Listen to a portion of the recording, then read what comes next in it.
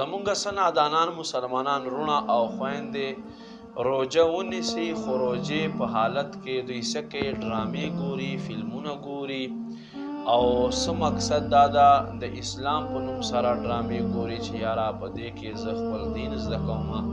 یاد وساتئ دین له علماو نه، علماء اهل سنت نه یا له کتابونو نه زده کېږي، له ډرامو نه دین نه زده کېږي. شیطان په ورغلاو کولو کې مه راځئ.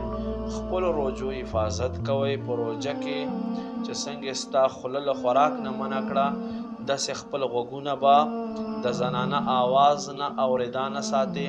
دقسې دا خپلې سترګې چې دي هغه د چا شرمګاه ښکاري، له هغې نه ساتئ.